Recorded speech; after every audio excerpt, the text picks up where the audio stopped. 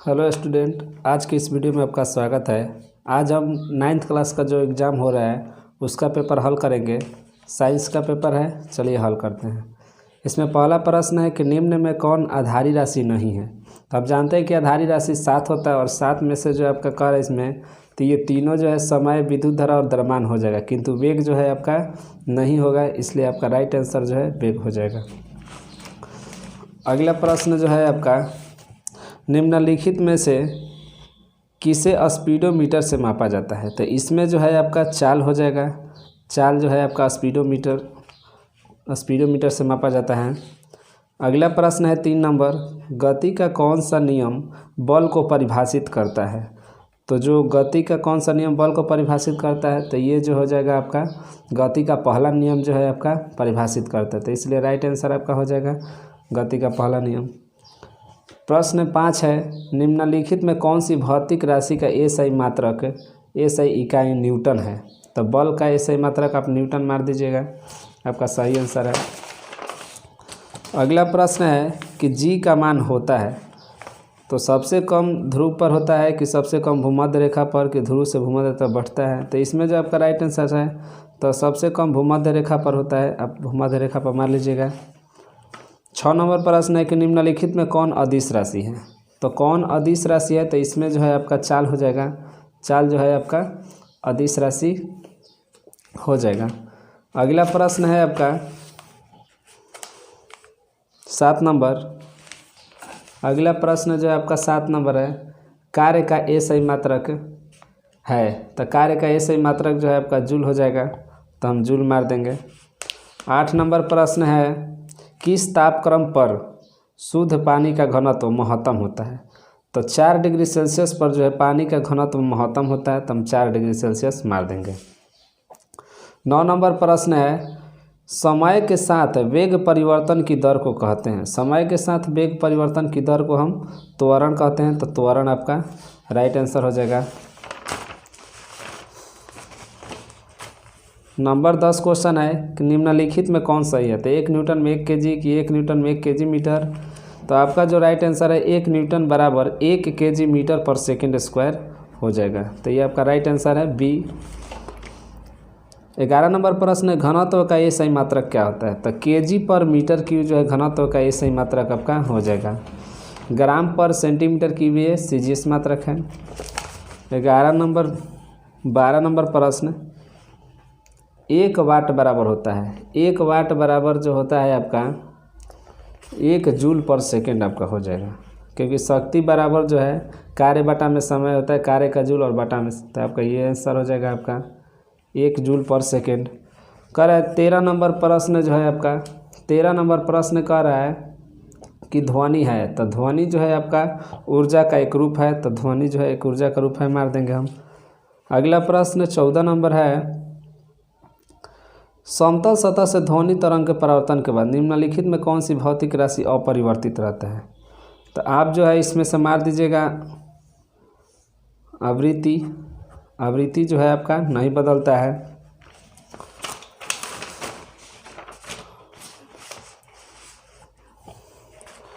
पंद्रह नंबर प्रश्न है, धनुष की तानी डोरी में कौन सी ऊर्जा संचित रहता है। तो धनुष के तानी हुई डोरी में जो है आपका स्थितिज ऊर्जा रहेगा। अगला प्रश्न जो है 16 नंबर, ऊर्जा का व्यावसायिक मात्रक। तो किलोवाट घंटा, ऊर्जा का जो ऐसे मात्रक होता है व्यावसायिक मात्रक किलोवाट घंटा होता है। आप लोग जानबो करते हैं 1 किलोवाट घंटा में जो है 3.6 इंटू 10⁻⁴ आपका होता है 6 जूल। तो ये आपका जो है हो जाएगा 3 × 10⁻³ 3.6। 23 नंबर प्रश्न है आपका, निम्न में किसका जड़त्व अधिक है। तो आपका रेलगाड़ी मार लीजिएगा। अगला प्रश्न 24 नंबर है, ध्वनि तरंगे होती हैं। तो ध्वनि तरंगे जो है आपका अनुदैर्घ्य होती हैं और प्रकाश जो है अनुप्रस्थ होता है। 25 नंबर है क्वेश्चन, संवेग परिवर्तन की दर समानुपाती होता है। तो संवेग परिवर्तन की दर जो है आपका समानुपाती होती है आरोपित बल के समानुपाती, न्यूटन के द्वितीय नियम से हम कह सकते हैं। 26 नंबर प्रश्न जो है आपका कार्य, निम्नलिखित में कौन पदार्थ नहीं है। तो जल है, वायु है, धूलकण भी है, क्योंकि स्थान घेरता है, आयतन है, किंतु ऊष्मा जो है आपका पदार्थ नहीं है। अगला प्रश्न जो है आपका 27 नंबर, वाष्पन का वेग निर्भर करता है। तो इसमें वाष्पन का वेग जो है ताप पर भी निर्भर करता है, पृष्ठीय क्षेत्रफल और द्रव की प्रकृति पर। तो इसलिए आपका राइट आंसर जो हो जाएगा आपका इनमें सभी हो जाएगा। 28 नंबर प्रश्न है, किसी गैस का सीधे ठोस में परिवर्तन क्या कहलाता है। तो किसी गैस का सीधे ठोस में परिवर्तन जो है आपका ऊर्ध्वपातन कहलाता है, जैसे कि कपूर भी आ जाएगा आपका। अगला प्रश्न जो है आपका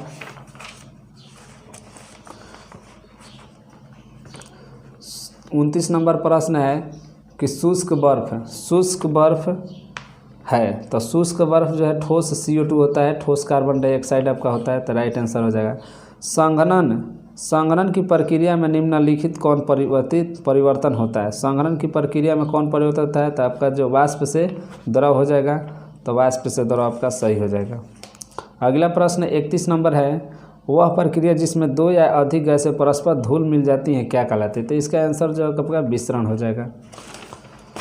अगला प्रश्न जो है आपका 32 नंबर, किसी पदार्थ के प्रति इकाई आयतन के द्रव्यमान को क्या कहते हैं। तो आप जानबे करते हैं घनत्व जो आपका हो जाएगा, किसी प्रति इकाई आयतन के द्रव्यमान को क्या कहते हैं, घनत्व कहते हैं। तो घनत्व आपका राइट आंसर हो जाएगा। इसके बाद जो है 33 नंबर प्रश्न है, निम्नलिखित में किस विधि द्वारा कपूर को शुद्ध रूप में प्राप्त किया जा सकता है। तो ऊर्ध्वपातन होता है, आपका आंसर हो जाएगा ऊर्ध्वपातन। 34 नंबर प्रश्न है, ये हल करते हैं।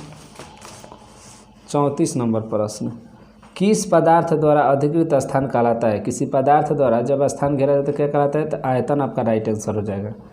इसके बाद 35 नंबर है, बर्फ़ का घनत्व जल के घनत्व से कम होता है, तभी तो बर्फ़ जो है आपका तैरता है पानी पर। इसके बाद जो है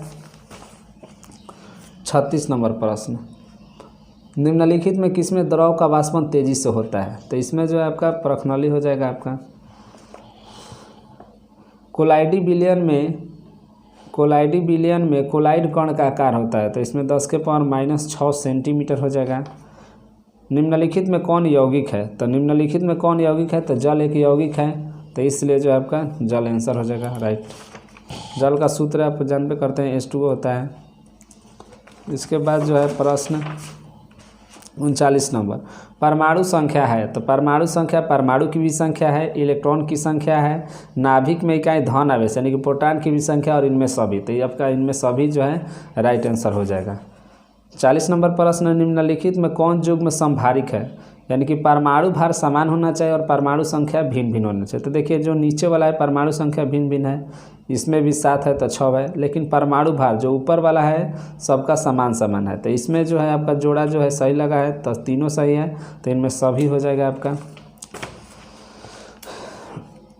आगे प्रश्न है 41 नंबर, परमाणु का मौलिक कण है। तो परमाणु का मौलिक कण इलेक्ट्रॉन, प्रोटॉन और न्यूट्रॉन तीनों होता है। तो इसलिए जो आपका राइट आंसर जो है आपका 41 नंबर का इनमें सभी हो जाएगा। अगला प्रश्न 42 नंबर है, एल्युमिनियम ऑक्साइड का सही सूत्र होता है। तो एल्युमिनियम ऑक्साइड का सही सूत्र Al2O3 होता है, आपका मान लीजिएगा ठीक। इसके बाद जो है आपका 43 नंबर प्रश्न, सिल्वर का संकेत है। तो सिल्वर का संकेत आपका Ag होता है, अर्जेंटम इसका लैटिन नाम है इसलिए Ag होता है। इसके बाद 44 नंबर प्रश्न है, निम्नलिखित में कौन त्रिबंधक है। तो त्रिबंधक जो है आपका नाइट्रोजन होता है, N3 के रूप में आपका पाया जाता है। इसके बाद इलेक्ट्रॉन का द्रव्यमान होता है। तो 9.11 × 10⁻31 kg है। फिर इसके बाद 9.11 × 10⁻28 ग्राम है। तो देखिए यहाँ पर ग्राम और 28 दोनों है, तो इसलिए ऑप्शन नंबर डी आपका सही आंसर हो जाएगा। क्योंकि यहाँ पर चेंज करेंगे, यहाँ पर भाग देंगे तो आपका 1000 भी 31 पे चल जाएगा, 10⁻3 इसमें जोड़ेंगे माइनस, तो ए और बी ऑप्शन नंबर दोनों हो जाएगा।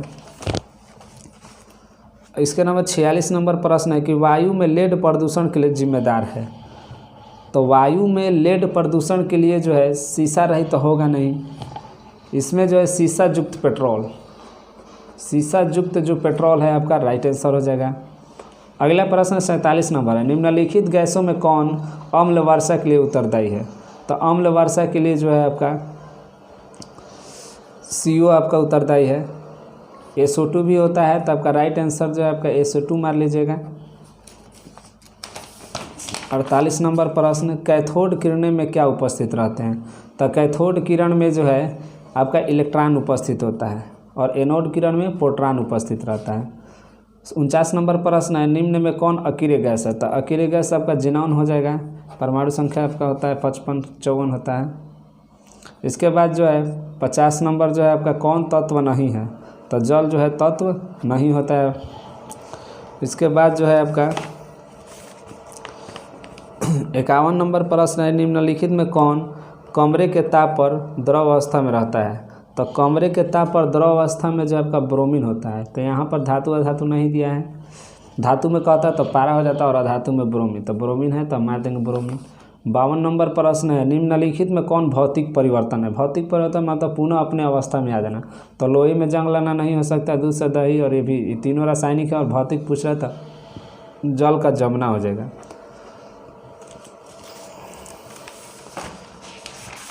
इसके बाद जो है अगला प्रश्न 53 नंबर, मनुष्य के शरीर की सबसे लंबी कोशिका होती है? तो मनुष्य के शरीर की सबसे लंबी कोशिका तंत्रिका कोशिका होती है और इसका इकाई जो है न्यूरॉन होता है। कोशिका भित्ति होती है, तो कोशिका भित्ति जो है अर्धपारगम में होती है। इसके बाद रंगीन प्लास्टिड होता है, तो क्लोरोप्लास्ट आप मार दीजिएगा। इसके बाद जो है जीन बने होते हैं, तो डीएनए के खंड से आपका हो जाएगा। अस्थि होते हैं, तो अस्थि जो है आपका पेशी ऊतक होता है। अस्थि जो है पेशी ऊतक आपका होता है।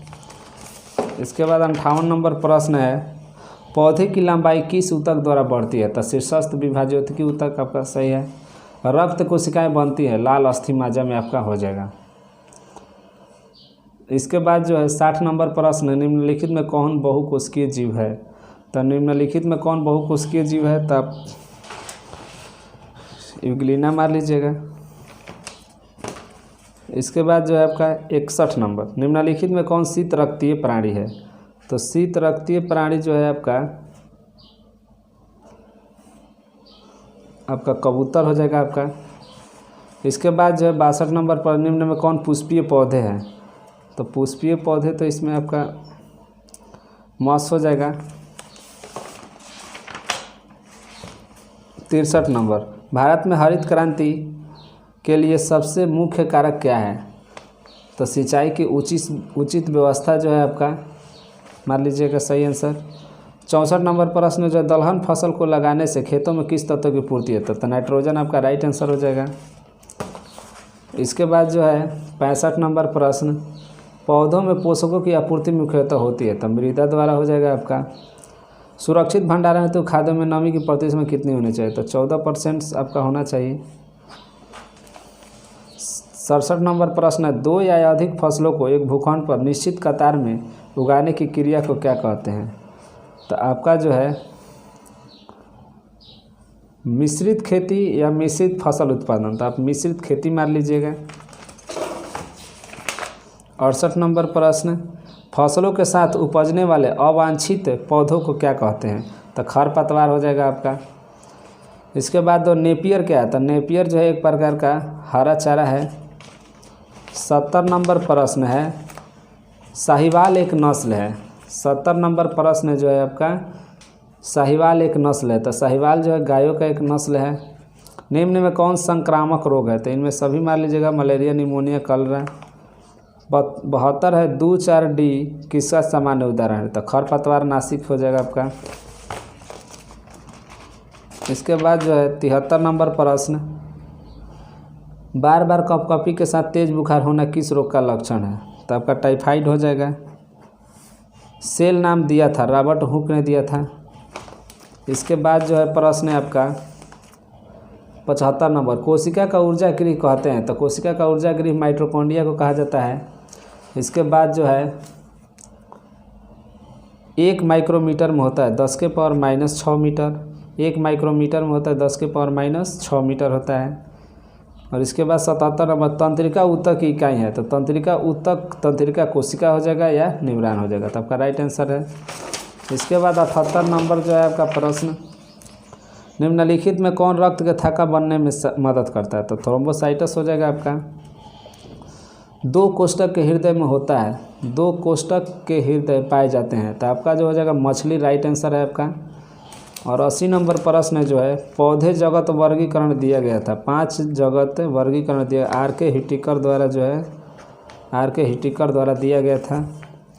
और इसके बाद जो सब्जेक्टिव प्रश्न है तो सब्जेक्टिव प्रश्न जो है आपका अगले वीडियो में दे सकते हैं, अगर मैं आप लोग कमेंट कीजिएगा। चलिए आज के लिए इतना ही। अगला वीडियो जो है मैथ का डालेंगे, जो ऑब्जेक्टिव का मैथ आया हुआ है आपका मैथ का वीडियो डाल देंगे। आप लोग हमारे वीडियो को देखिए और चैनल को सब्सक्राइब करें। यदि आप हमारे चैनल पर नए हैं तो हमारे वीडियो देखें और शेयर करें, कमेंट करें, लाइक करें। अगर किसी प्रकार की दिक्कत हो तो कमेंट बॉक्स में आप ज़रूर कुछ लिखें। चलिए आज के लिए इतना ही, मिलते हैं अगले वीडियो में।